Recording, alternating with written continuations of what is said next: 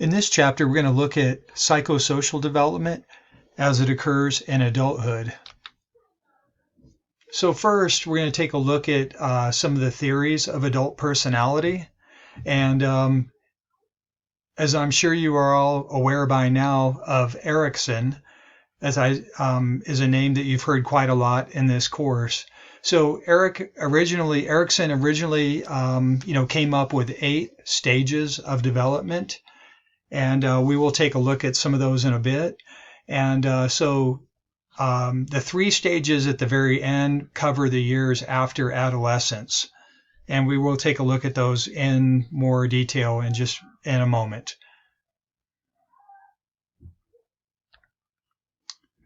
So Erikson's stages of adulthood include identity versus role confusion, and intimacy versus isolation, and generativity versus stagnation, and integrity versus despair.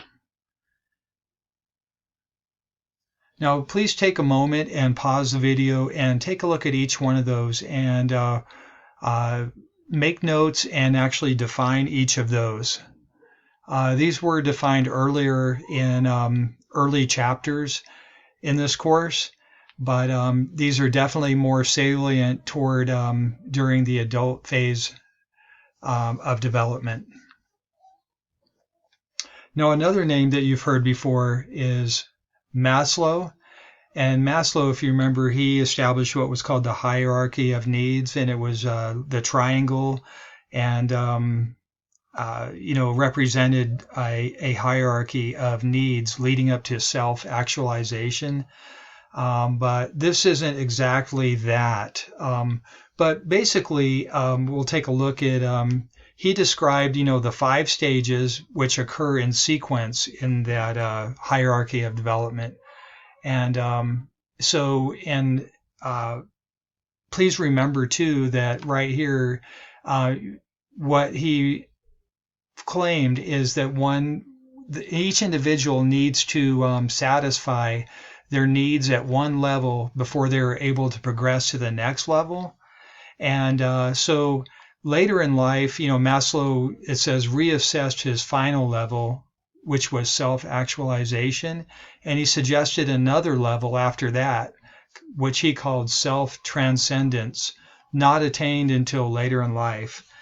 Now, remember, these were we're just referring to this specific researcher's theory about adult personality. Now, many contemporary psychologists, will acknowledge that each person has hundreds of traits. There are more than just, a few. And so each of those hundreds can actually be correlate with certain components of what they call the Big Five theory. And you notice in parentheses here, it uses the word ocean. And that's actually an acronym. That's the first letters of these Big Five right here. And the first one is called openness. The second is conscientiousness. The third is extroversion. The fourth is agreeableness. And the fifth is neuroticism. And we'll take a look at most of those as we progress. So on this slide right here, this actually takes each one of those and gives you the definition of each one of those components.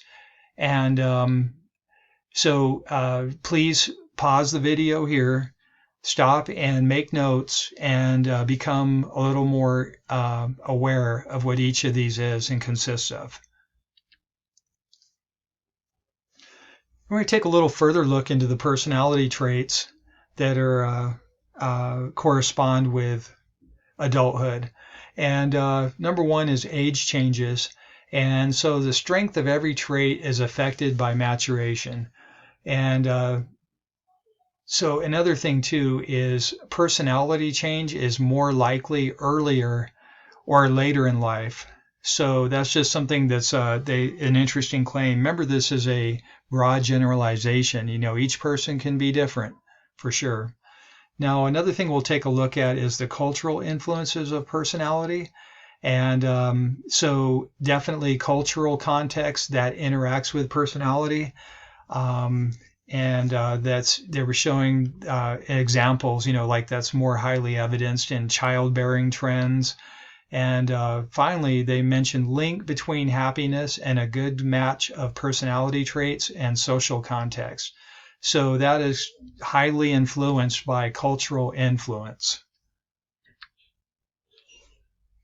Okay, so we're going to move on and start looking at intimacy in adulthood, and which refers to connection with others.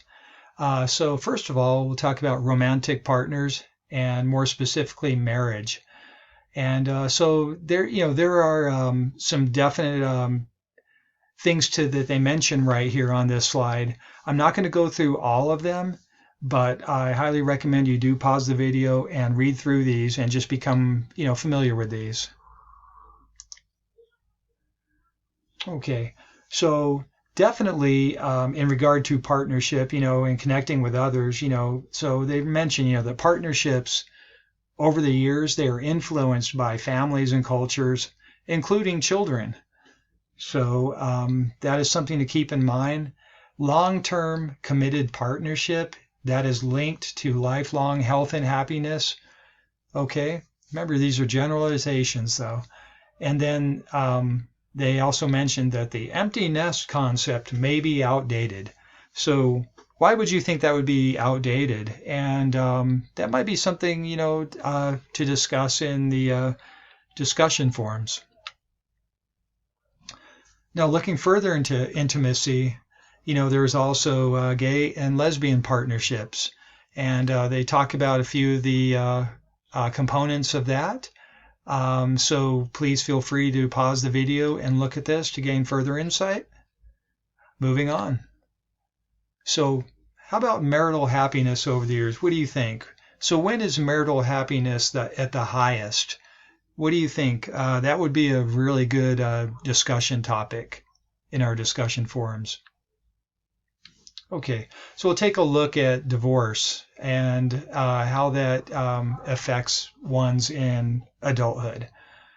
So definitely, they say, they do make a broad generalization here as to underlie this discussion, and that is that all relationships are interconnected and socially constructed. That's just something important to keep in mind. All relationships, they are interconnected and socially constructed. Okay, and they do talk about some of the components involved with divorce, some of the effects, and definitely recommend you pause the video and look at these a little more in depth. Okay, so in regard to friends and acquaintances, so they have some terms here, and here's one term, social convoy. So basically that means, everything, like collectively the family members, the friends, the acquaintances, and even strangers who move through the years of life with a person. That is known as one social convoy. And so they just define friends right here. So we'll take a little look, more in-depth look at that. So friends, they are definitely crucial members of our one social convoy. They're often able to provide practical help and advice when serious problems arise. And sometimes you develop friendships through shared problems. You might talk to somebody and realize that, hey, we have a lot in common here. We deal with the same issues, and that's how friendships develop. Moving on. We're going to take a look here at family bonds now. So they do remind us that family links and influence, they endure over time. And so here's a few things to think about. And I'm moving on. So family closeness can sometimes be destructive. So some adults, they will keep their distance from their blood relatives. So definitely, I'm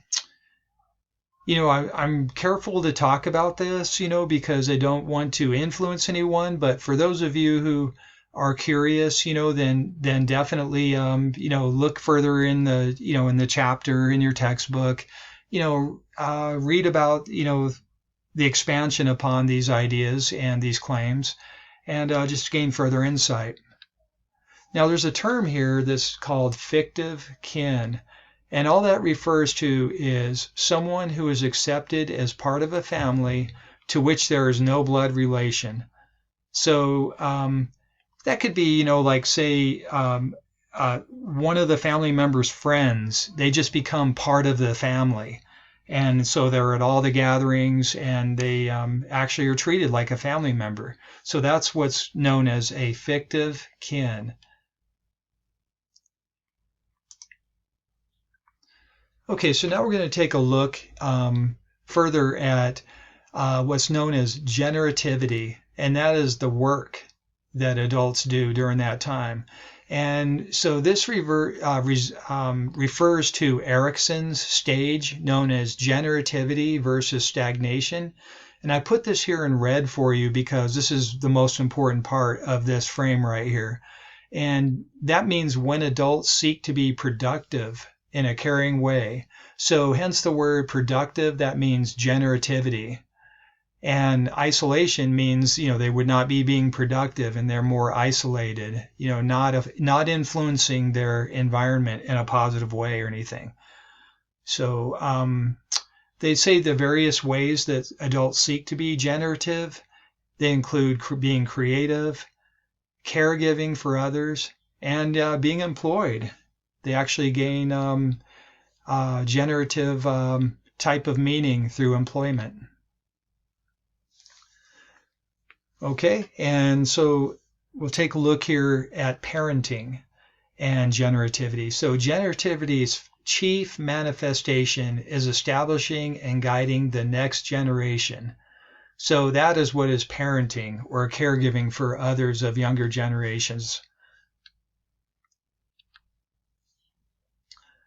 Now, caring for one's biological children, some caregiving involves meeting another person's physical needs, like feeding, cleaning, and so on, but much of it has to do with fulfilling another person's psychological needs, helping them to grow up to be happy, healthy, productive individuals, having a good influence on the younger generations. And those of you who are parents are well aware of this concept, that you want to have a good influence on it and help them, your children fulfill their psychological needs.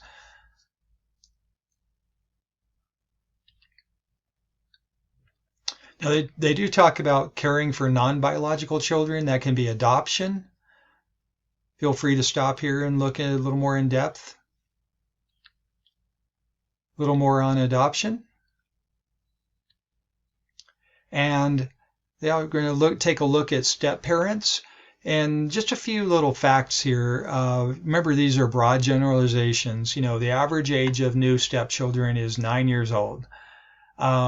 They say certain disruptions may occur with changes in living arrangements. Like it just makes it harder on the family if one's parent marries a new parent, a step parent, and then that person becomes your step parent. That can create certain hardships, disruption. Now, they do mention some things here about the effects, and remember, these are broad generalizations. This isn't true for every person, but there's broad generalizations, what research has determined. Now, in regard to foster parenting, they list some of the effects here and results of step parenting. And once again, some generalizations, but feel free to stop and look at a little more in depth on this. Now, grandparenting, on the other hand, that presents a new opportunity for generativity. Generally begins around age 50 for most new grandparents. And so that can be, they call that, they can provide what's known as 2-generation care in skipped generation families. So sometimes, grandparents can actually provide, a lot of care for their grandchildren.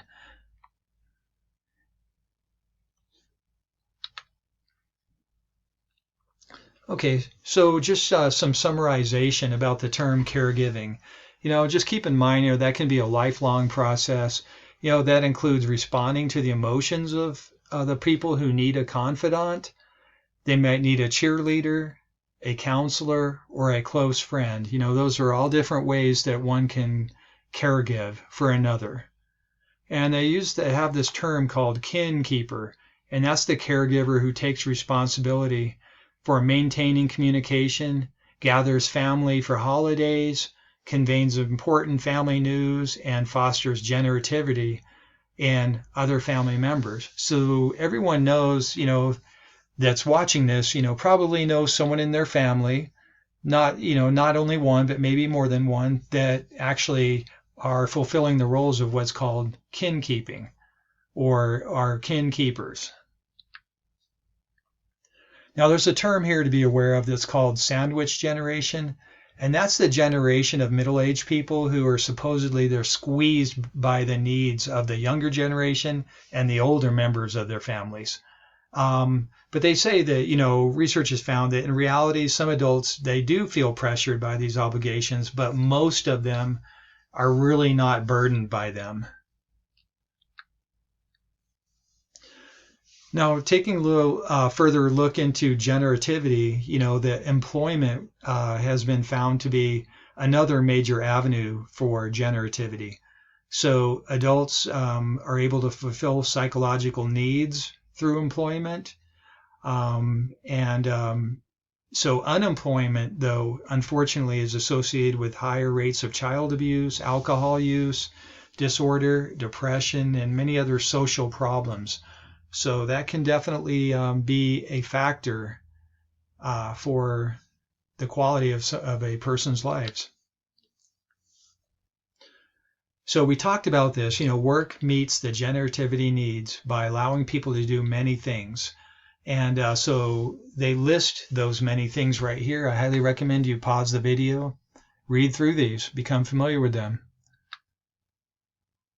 So there's some of the rewards from work for adults can be extrinsic, and those are tangible benefits, like salary, health insurance, pension, etc. Whereas there can be intrinsic rewards as well. And that can be things like job satisfaction, self-esteem, pride, things that happen that manifest more within the individual. Things like wages and benefits, those are definitely extrinsic rewards, So please, pause and read through these. And we'll also discuss diversity. Okay, so accommodating the needs of a diverse workforce, that depends on the particular worker culture. So definitely a workplace, that respects diversity, they requires mutual effort, which means learning about sensitivities and customs, learning how to communicate effectively with those from different cultures, so so those are things to keep in mind for sure. Now, another thing that can affect one's stability and psychology, psychological states, in adulthood are changing locations, which can result in losing work friendships, social support, losing intimacy, even, with family members. If you don't live near any of your family members, you can lose that intimate connection. And they mention a few others for senior workers and for immigrants. Definitely pause here and read through those on your own. And another factor, another issue is employers, definitely it's more common now because businesses might be open 24/7, that they need workers who to work what's called non-standard schedules. And that can be definitely harder on individuals in adult and late adulthood. For instance, down at the bottom here, I mentioned that can cause disruption in biological rhythms and family schedules, and so that can actually cause a lot of hardship on adult workers. A few other terms to be aware of, things like flex time. That just means arrangement between the employer and the employee. So, a little more flexibility, so employees can balance their personal and occupational responsibility. And then down below here, we'll also talk a little bit about part-time work and self-employment. Feel free to read through these on your own. So, in summarizing all this, it's important, that to achieve a sense of balance in all this, for adults and those in a late adulthood. So they mention a few things, like adults, will choose their mates, their locations, their lifestyles, and their vocations to express their personality. Extroverts tend to surround themselves with many social activities, while introverts, they choose to live a more quiet life, but it doesn't mean it's any less rewarding. And so every adult benefits from friends and family, caregiving, responsibility, and satisfying work. So that concludes our discussion on this topic. I highly recommend you go back and watch through this video on another day, and definitely pause and take notes, and then work on your accompanying study guides. Thank you very much.